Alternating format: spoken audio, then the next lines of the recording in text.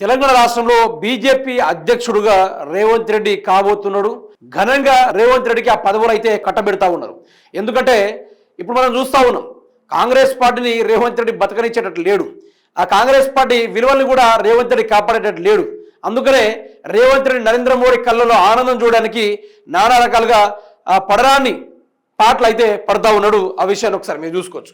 మోదీ కళ్ళలో ఆనందం కోసమేనా రేవంత్ తహతహ, అందుకేనా అస్సాంను వదిలి వరుసగా కేరళ పర్యటనలు, ఇండియా కూటమికి చెందిన విజయంపై తీవ్ర విమర్శలు, అస్సాం సీఎం హిమంత విషయంలో పలాయనవాదం, రాహుల్ను అవమానించిన పల్లెత్తు మాట అనని రేవంత్, హిమంత వాచరతను దుసుమాడింది కేసీఆర్ ఒక్కరే. అయితే ఇప్పుడు మీరు చూడొచ్చు, రేవంత్ రెడ్డి అడుగుపెట్టిన ప్రతి చోట బీజేపీ పార్టీ ఘన విజయం సాధించింది. మామూలు విజయాలు కాదు, ఘన విజయాలే సాధించింది. ఎందుకంటారు, ఇగో రేవంత్ రెడ్డి నరేంద్ర మోడీకి అనుకూలంగా మాట్లాడము, అట్లా మాట్లాడకుండా ఈయనను బొక్కలు వేసిస్తారు కదా.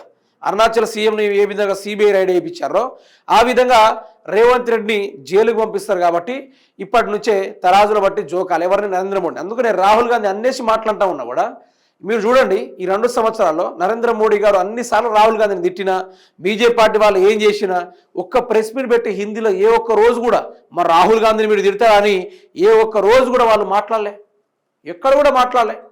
కానీ రేవంత్ రెడ్డి మాత్రం చెలరేగిపోతా ఉన్నాడు. ఏ విషయంలో?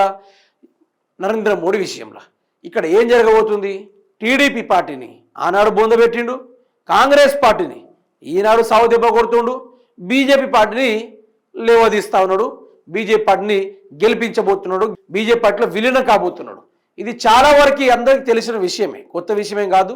బీజేపీ తోటి రేవంత్ రెడ్డి గారు మంచి అనుబంధాన్ని ఏర్పాటు చేసుకొని ఈరోజు ఓటుకుండేటు కేసులో దొరకకుండా ఫోరెన్సిక్ ల్యాబ్ని మొత్తం దగ్ధం చేసేసి ఆ యొక్క ఎవిడెన్స్ని మొత్తం కాల్ చేసి ఎక్కడ అంటే పెద్ద పెద్ద సీలింగ్ చేసినవే కాలిపోతాయని మనం చూసాం. కానీ రాళ్లతోటి కన్స్ట్రక్షన్ చేసిన ఫోరెన్సిక్ ల్యాబ్ కూడా కాలిపోతుందంటే అది ఎంత గొప్పగా జరిగిందో అర్థం చేసుకోవచ్చు. అందులోనే రేవంత్ రెడ్డి గారు బీజేపీ వెళ్ళిపోతున్నారన్న డౌట్ దాంట్లో తగ్గేదే లేదు.